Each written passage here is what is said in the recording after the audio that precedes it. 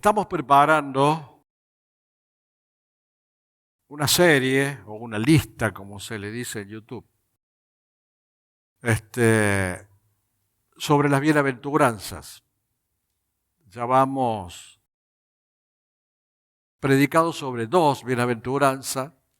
Hoy vamos a explicar la bienaventuranza número 3, contenidas en Mateo 5. Son 8 bienaventuranzas.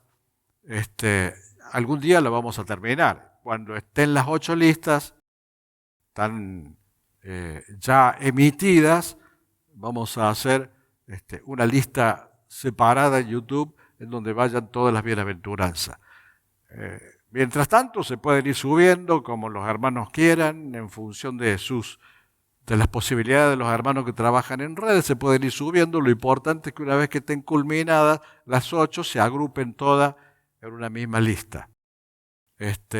Por eso las voy titulando como Bienaventuranza 1, 2 y ahora la número 3. Bueno, vamos a hablar sobre la bienaventuranza tercera que está contenida en Mateo capítulo 5.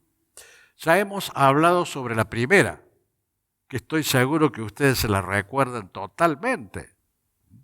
Y sobre la segunda, que la recuerdan más porque está más cerca del tiempo. La primera decía: bienaventurados los pobres en espíritu, porque de ellos es el reino de los cielos. Mateo 5:3. Ya hemos hablado sobre eso.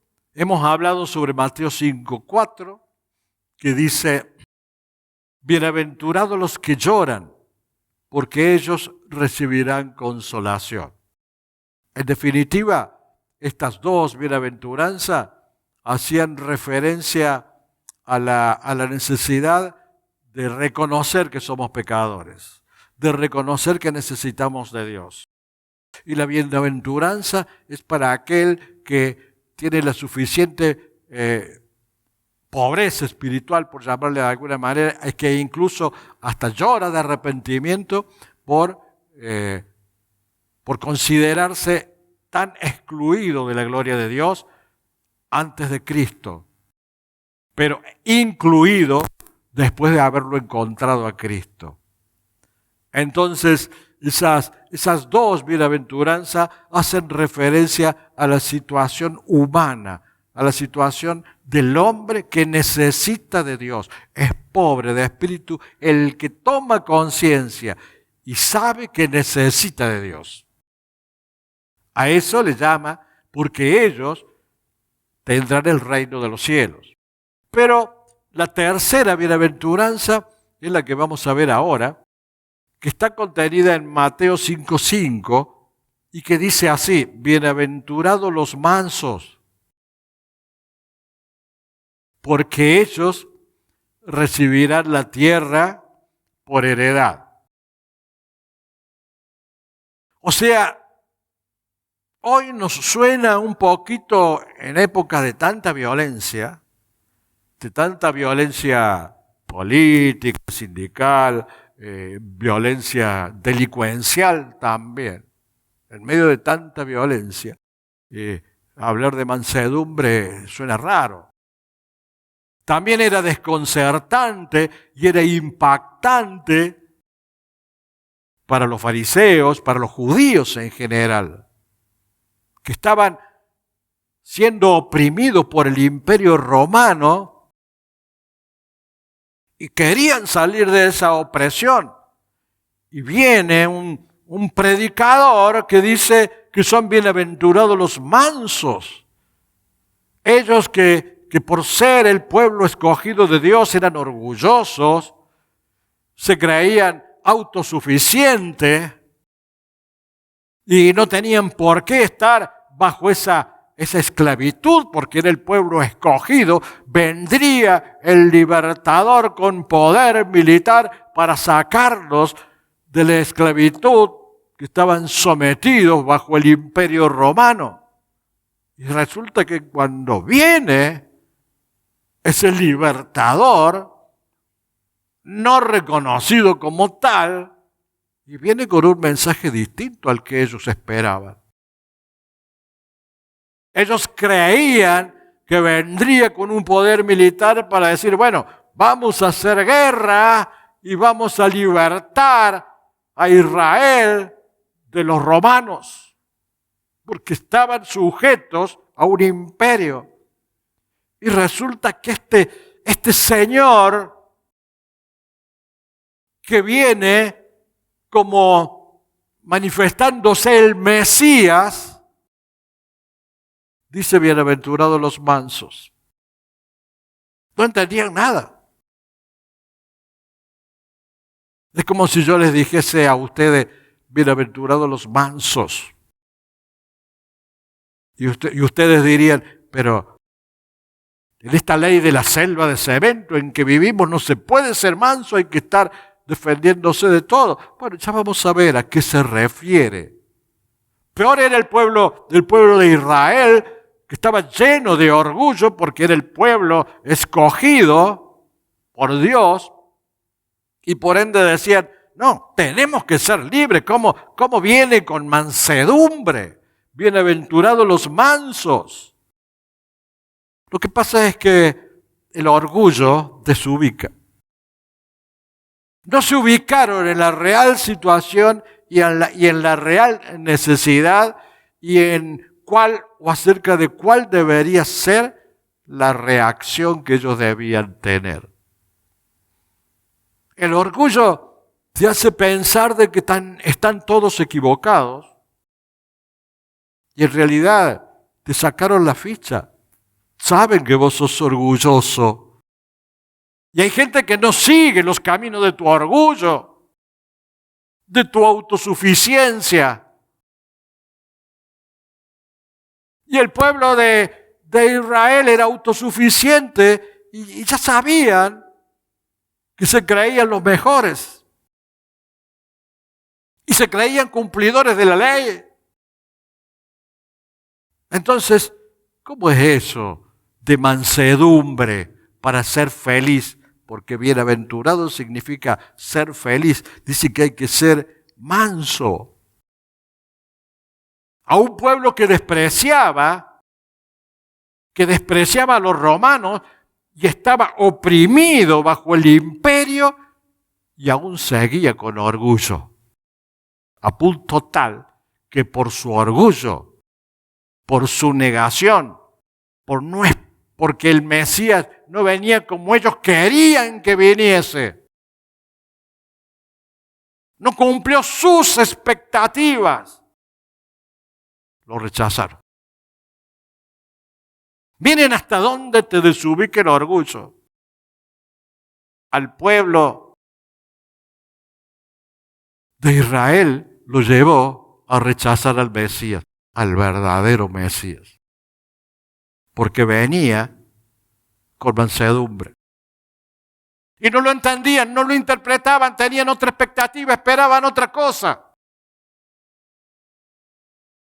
Es que Dios no se mueve en función de lo que vos esperas, sino en función de su sabiduría suprema, de su omnisciencia total y de su voluntad. Porque Dios no vino en la persona de Jesucristo a hacer la voluntad del hombre. Jesucristo vino para hacer la voluntad de Dios. ¿Y cómo habrá sido ese orgullo que tenía el pueblo, o que tenían los israelitas, que según nos cuenta Juan 8, 31 y 32, la palabra nos dice, si vosotros permaneciereis en mi palabra, seréis verdaderamente mis discípulos y conoceréis la verdad y la verdad os hará libre. El mandato de Dios al pueblo de Dios es que conozcan la palabra y que permanezcamos en la palabra, que esos son sus mandamientos. Cuando hablamos de los mandamientos, no estamos hablando solamente de los 10 mandamientos. Es todo porque los 10 mandamientos corresponden al Antiguo Testamento.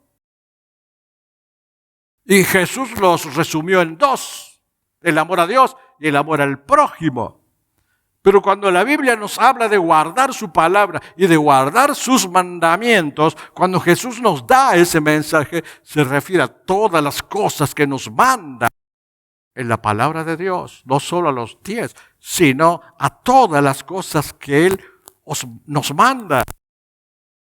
Dice, somos sus discípulos cuando permanecemos en esa palabra, en sus mandamientos.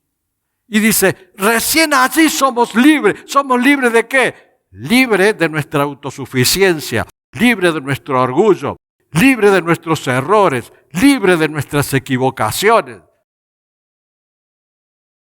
Para ser libres hay que estar en la verdad de Cristo y no en el pensamiento humano. Allí somos libres porque su palabra es verdad, su palabra es justicia, su palabra es de Dios.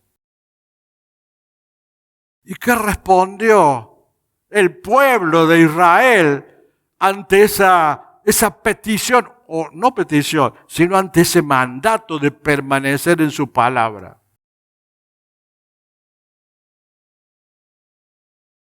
Linaje de Abraham somos y jamás hemos sido esclavos de nadie. ¿Cómo que no? Estaban bajo el yugo de un imperio. Estaban esclavizados por el imperio romano, pero su orgullo les impedía ver la verdad. Les impedía ver la realidad. Dice que somos linaje de Abraham. O sea, de sangre somos el pueblo escogido. Sí, bueno, pero necesitas un redentor, necesitas un salvador. Estás esclavizado por un imperio. No. Linaje de Abraham somos y jamás hemos sido esclavos de nadie. ¿Cómo dices tú, seréis libres? Mire la respuesta. La respuesta llena de orgullo, llena de soberbia, y ese orgullo que les impidió ver la realidad. El orgullo te impide ver la realidad. El orgullo te impide ver la verdad, te impide conocer la verdad. El orgullo te impide caminar en los caminos de Dios. Porque los caminos de Dios son para caminar en humildad y reconocer que en Él, solamente en Él, está la vida.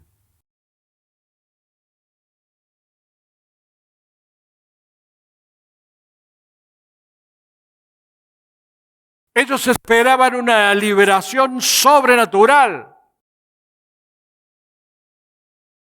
Pero Dios no vino para liberarlos conforme a sus expectativas, sino conforme a sus planes. Y por eso lo rechazaron a Jesús. Porque no cumplió sus expectativas mesiánicas. Primero lo rechazaron, después lo odiaron y finalmente lo mataron.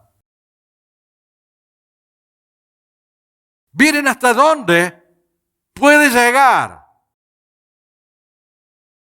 o a dónde puede llevar la soberbia humana, el orgullo humano, el orgullo de un pueblo, el orgullo de los gobernantes, la falta de análisis, la falta de razonamiento, el fanatismo, ¿a dónde te puede llevar? A la esclavitud y a rechazar al que te viene a libertar de esa esclavitud. Y la vida de Jesús terminó porque lo crucificaron en una cruz romana. Como un maldito, siendo sin pecado por causa del hombre, de la soberbia humana, murió en un madero como un maldito. ¿Cuántas veces nuestro orgullo crucifica a alguien? Aunque no sea literalmente, sino el propio fanatismo nos impide ver la verdad de las cosas, como se lo impidió a los judíos que no pudieron ver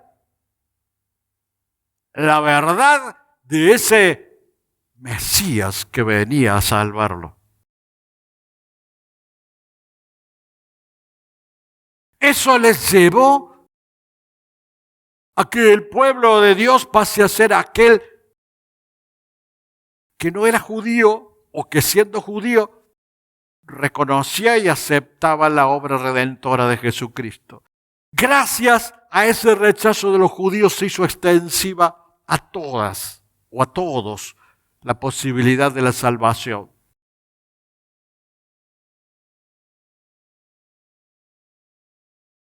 Pero tuvo que peregrinar años, siglos,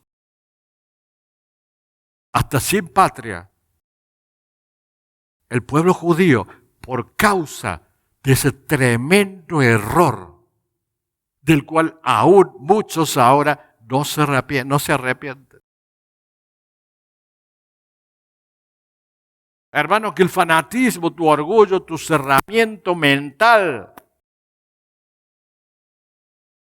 nunca te lleve a rechazar la salvación. No te salva una religión. Te salva el que murió en la cruz, el Mesías rechazado, el Mesías odiado, el Mesías crucificado. Él es el que murió para salvarte. Entonces, en la primera aventuranza Jesús habló de la pobreza de espíritu. En la segunda habló del llanto de los que lloran por causa de su pobreza de espíritu. Y en la tercera habló de mansedumbre. El pueblo dijo, acá algo anda mal, no podemos ser salvos del imperio con mansedumbre. Qué extraño este predicador. No se puede vencer al enemigo con mansedumbre. No era el Mesías que ellos esperaban.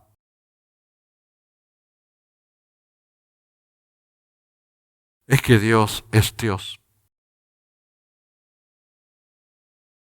No se somete ni se sujeta a lo que nosotros esperamos o pensamos, sino que nosotros tenemos que permanecer en su palabra para tener el discernimiento espiritual y conocer la mente de Cristo. Entonces, este predicador dice que era el Señor, que era Dios, es Dios. Que hay que ser manso, y manso significa que hay que ser apacible, hay que ser dócil.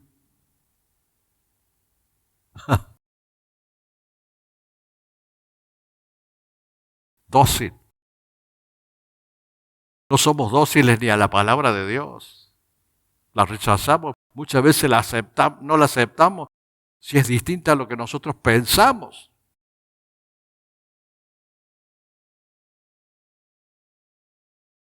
Cuando en mi condición de pastor tengo que llamar la atención de alguien, rechazan o argumentan, tienen sus argumentos para defender una conducta que no es la correcta.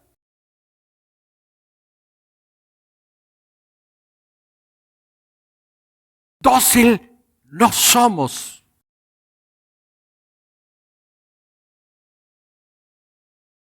Y ese es un requisito que Dios nos pide. Que seamos apacibles, dócil, sumiso, tranquilos. Siempre tenemos algún argumento para defender nuestra causa, nuestra posición, nuestra situación. Siempre, a flor de labio tenemos la respuesta.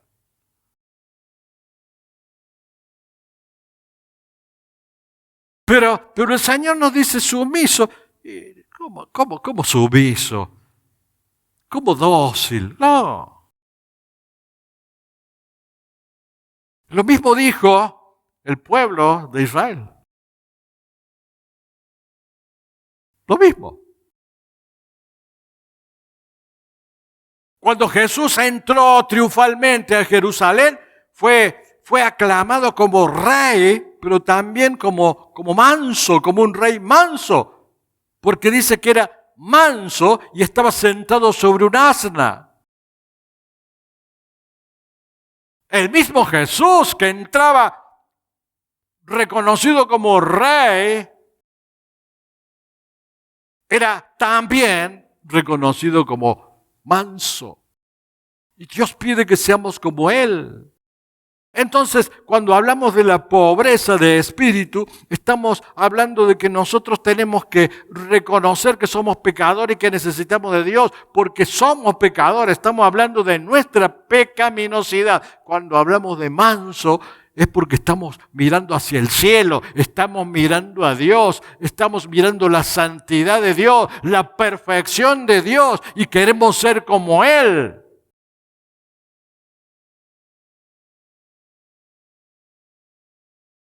Y en las 3 bienaventuranzas, en las 3 que hemos visto hasta ahora, son 8, pero las 3 que hemos visto hasta ahora, las de Mateo 5 me refiero, tanto la pobreza de espíritu como el llanto, como la mansedumbre, requieren algo que el ser humano le cuesta mucho deponer, dejar de lado, que es el orgullo, porque requieren la humildad.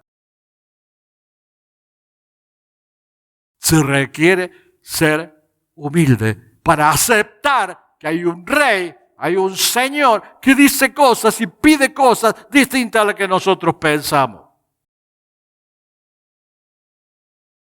Si miramos a Dios, vemos en Él la justicia, vemos en Él la dignidad, vemos en Él el poder. Si nos miramos a nosotros, tenemos que ver en nosotros que necesitamos de Dios, que necesitamos de su perdón, que necesitamos de su poder, que necesitamos de sus milagros, de su obrar, de su protección, de su mano poderosa. Pero no podemos buscar a Dios sin tener conciencia de que le necesitamos. Porque es santo, es Dios, es Señor. Y nosotros, simples o pobres, pecadores, que necesitamos de esa salvación y de ese perdón y de esa misericordia de Dios.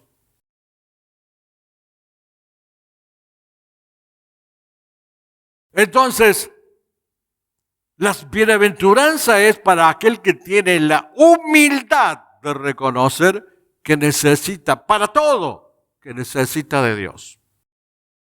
Entonces, esa persona que reconoce en su interior la necesidad de Dios y lo vive y lo exterioriza en todos sus actos, no solo de boca, sino también de hecho, esa persona vive en comunión con Dios y en la felicidad permanente de gozar en su vida y en la eternidad de la bienaventuranza del Señor.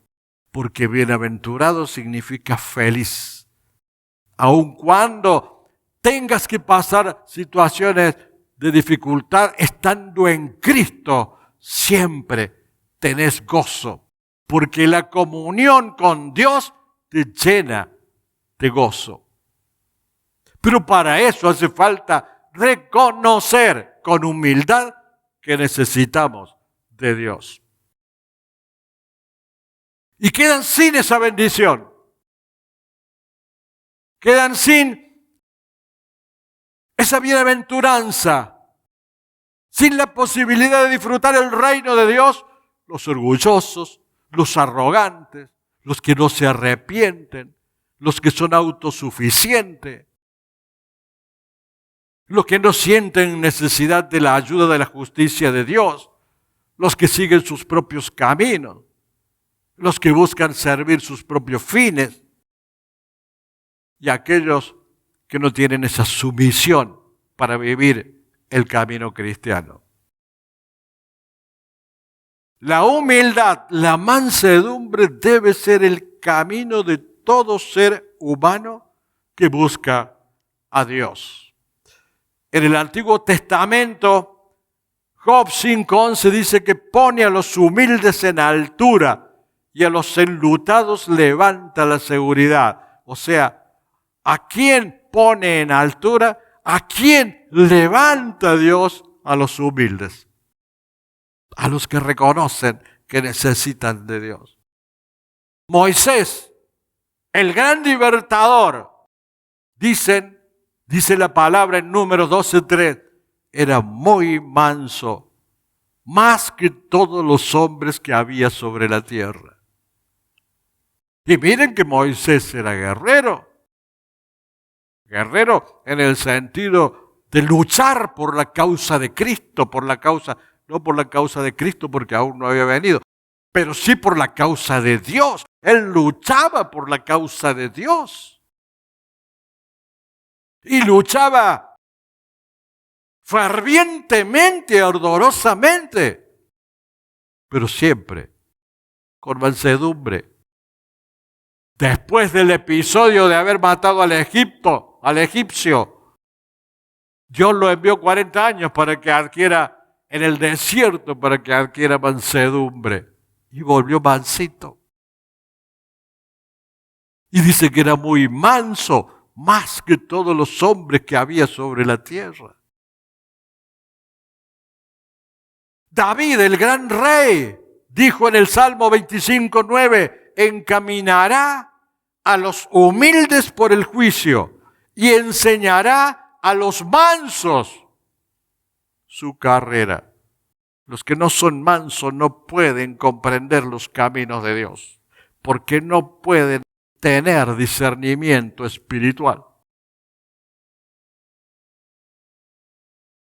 Y en el Nuevo Testamento, Pablo le suplicó a los efesios en Efesios 4:1-2, os ruego que andéis como es digno de la vocación con que fuisteis llamados, con toda humildad y mansedumbre. O sea que tanto el Antiguo como el Nuevo Testamento nos llevan a la necesidad de andar con mansedumbre. Y vamos a ver qué pasa para los mansos. En Colosenses 3:12 Pablo dijo, de entrañable misericordia, que nos vistamos de entrañable misericordia, de benignidad, de humildad, de mansedumbre y de paciencia. Y en Tito 3:2, que a nadie difamen, que no sean pendencieros, sino amables. Amables. Mostrando toda mansedumbre para con todos los hombres. O sea, que esa mansedumbre no significa debilidad. No significa dejarse tomar de tonto. No significa no defenderse. Significa que el poder está, ese poder o esa reacción que nosotros podamos tener en ciertas y determinadas circunstancias, tiene que estar bajo el control de Dios. Es poder puesto bajo control. Ni el mismo Jesús permitía cosas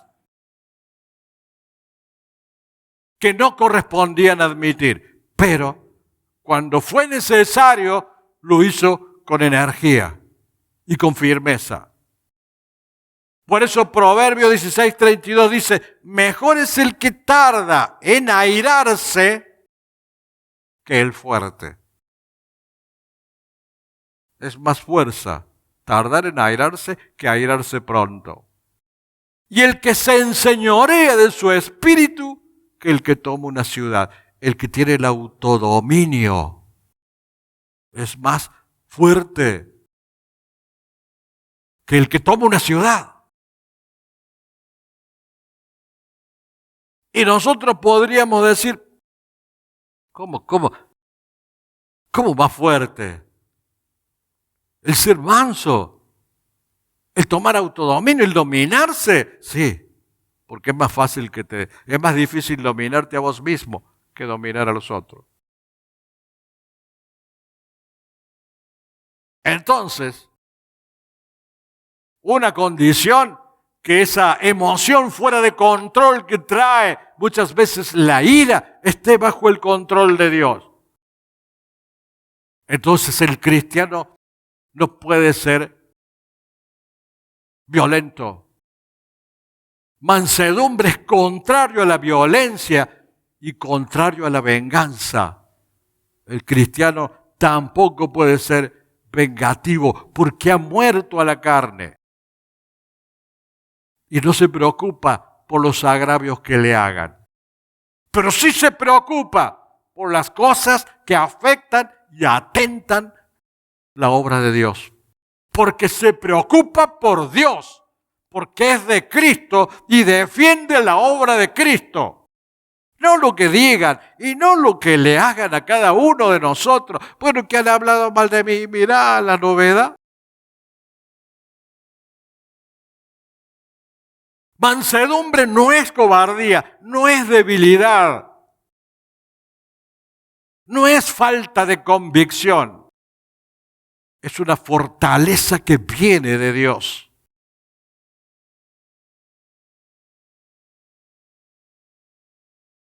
El espíritu de mansedumbre significa ser como Cristo. Él defendió la gloria del Padre, pero en sí mismo se entregó hasta que lo crucificaran.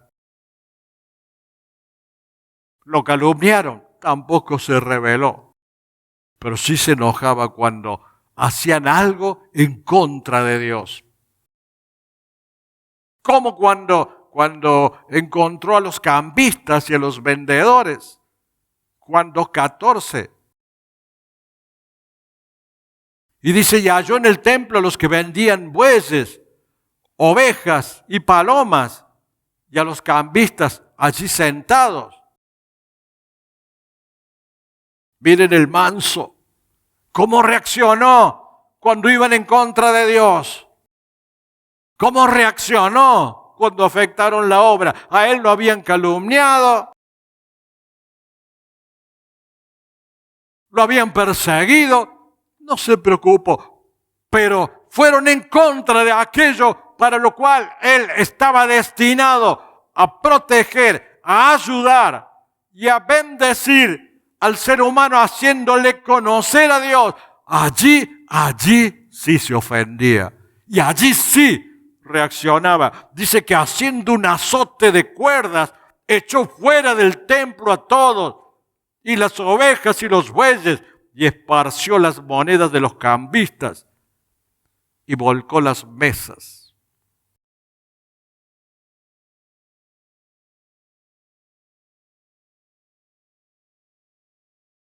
Ay, si el Señor estuviese con cuerpo y espíritu presente como estuvo en aquellos tiempos, quizás en cuántas religiones y en cuántas iglesias sacaría el azote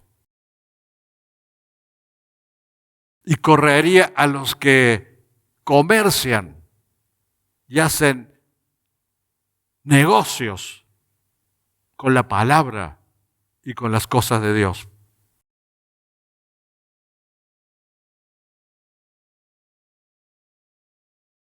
denunció a los hipócritas, a los malvados, 2 veces limpió el templo a la fuerza.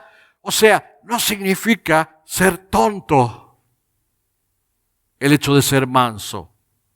Significa no buscar una acción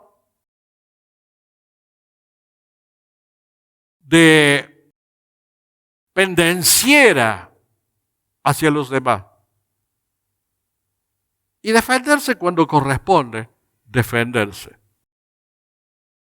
Significa no buscar una defensa propia para fines egoístas, sino significa un poder entregado a Dios para que Él nos use. Moisés también descargó su ira cuando se atacó a Dios. Era manso, pero cuando se atacó las cosas de Dios y se equivocó el pueblo tremendamente, se entregó a la idolatría en el desierto cuando él estaba recibiendo las tablas de la ley y lo encontró a su regreso inclinado ante un becerro de oro, tomó las piedras, las tablas de la ley y las tiró y las hizo pedazos de indignación. Porque se estaba yendo contra Dios. Y en Dios está la vida, en Dios está la presencia, en Dios está el poder, en Dios está la salvación, en Dios está nuestra salud, todo. Porque todo lo que tenemos y todo lo que somos es gracias a Dios. No tenemos nada de que enorgullecernos. David en la cueva de Engadí pudo quitarle la vida a Saúl, lo estaba persiguiendo para matarlo Saúl, y allí lo tenía a mano, podría haberle quitado la vida, pero respetó la persona del rey porque había sido puesto por Dios. Si bien después Saúl se equivocó, se desvió, pero había sido puesto por Dios, porque el pueblo lo pidió. Y respetó a Dios, David. Actuó, ¿cómo? Con mansedumbre, a pesar de tenerlo allí a su merced para tomarse venganza de todo lo que le había hecho. Pablo, el más culto de todos los apóstoles, dice que no confiaba en su carne. Y no confiaba en su carne. Entonces, la mansedumbre te permite encontrarlo a Dios. Y te permite ser bienaventurado. Y te permite vivir con alegría y con la felicidad de Cristo en tu corazón. Y dice que hay que ser manso porque los mansos heredarán la tierra. Porque en definitiva, los gobernantes de este mundo, que se creen señores de todos los que viven en el mundo, que matan, que hambrean, que gobiernan con acciones de injusticia, hacen guerra, cree que son los dueños de esta tierra, que son los dueños de las vidas humanas, que son los dueños de las personas. Pero hay un Dios que los está observando. Hay un Dios que los está mirando.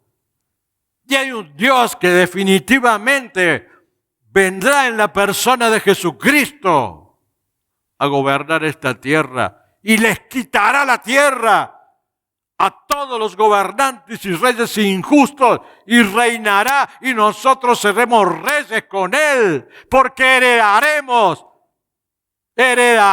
la tierra, esa tierra que viene para ser gobernada por Cristo.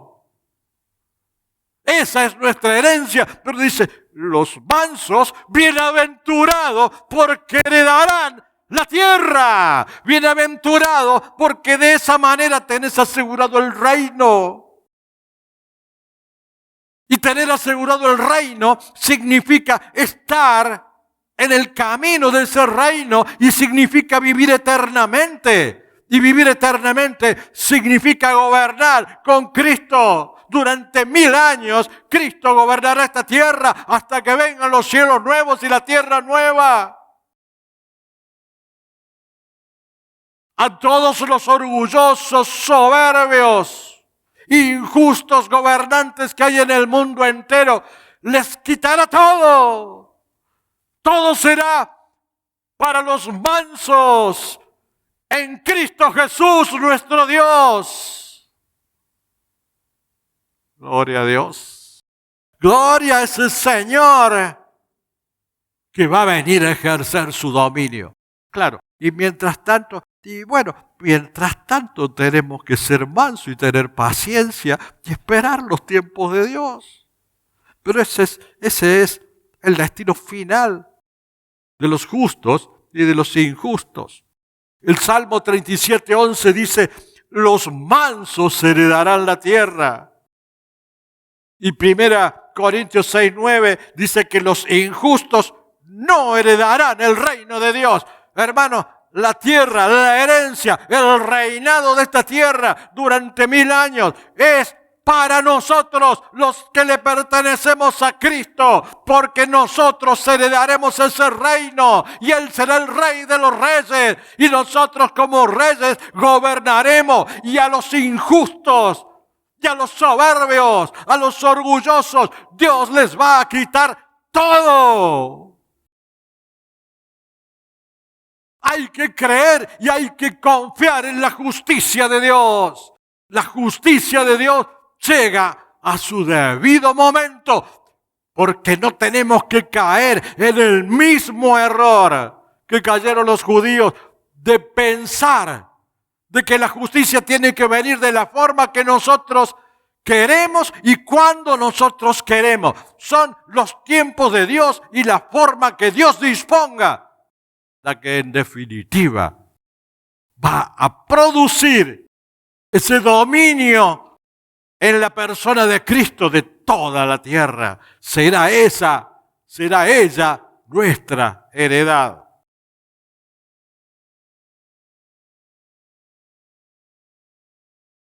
Y dice el Salmo 149, para ejecutar venganza entre las naciones y castigo entre los pueblos.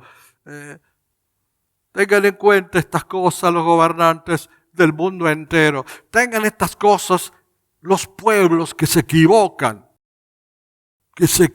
porque buscan el interés propio. Porque Él dice que va a venir para aprisionar a sus reyes con grillos y a sus nobles con cadenas de hierro. La injusticia del hombre va a tener un fin y la justicia de Dios será impuesta. El camino de los mansos es a largo plazo, pero es el único camino que va a traer la justicia para ejecutar en ellos el juicio decretado. Gloria será esto para todos sus santos. La gloria será para su iglesia. Yo no sé si alcanzan a comprender la magnitud de la promesa de Dios. Es tremenda. Es tremenda porque nosotros pensamos en el hoy, queremos estar bien ahora.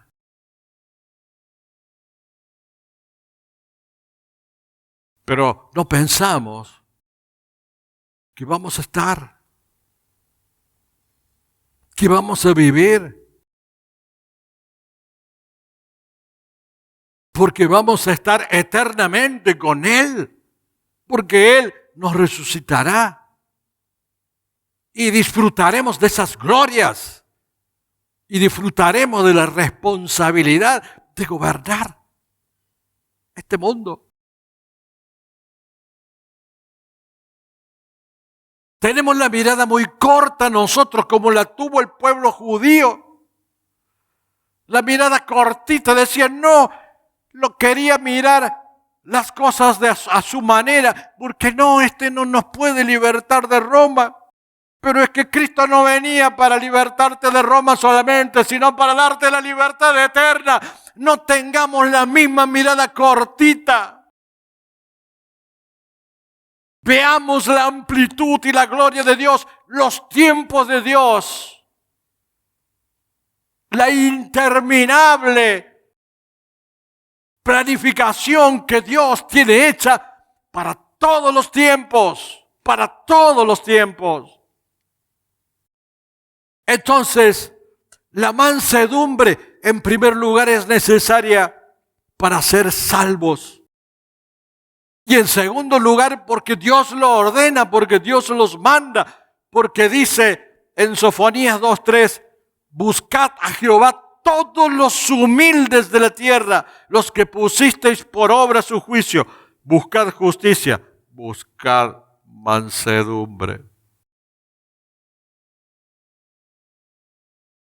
Yo les digo muchas veces a los hermanos, no quiero que se maltrate a nadie en la iglesia.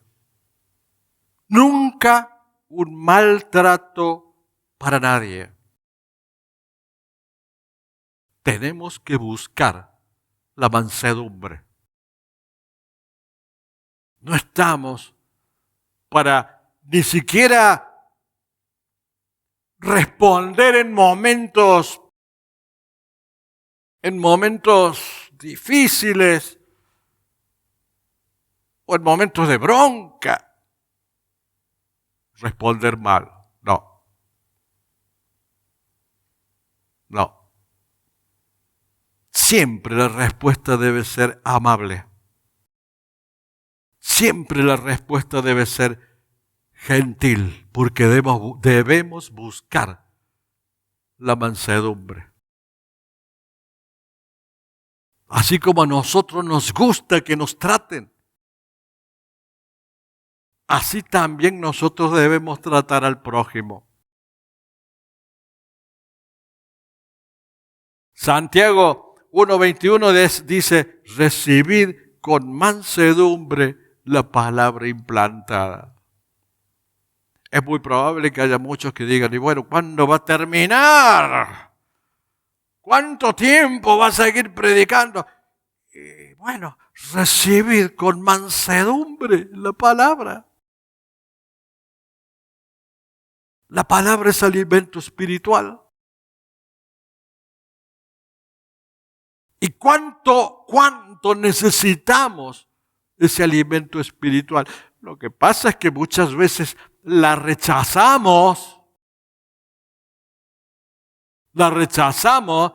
porque no somos mansos.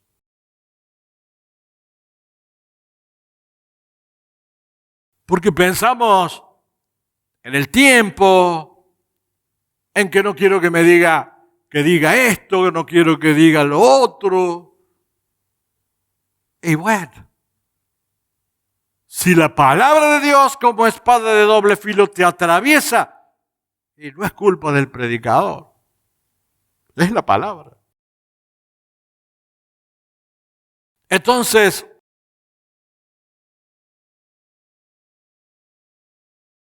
es importante que la mansedumbre nos ayude a escuchar la palabra, porque el que no tiene mansedumbre tampoco escucha.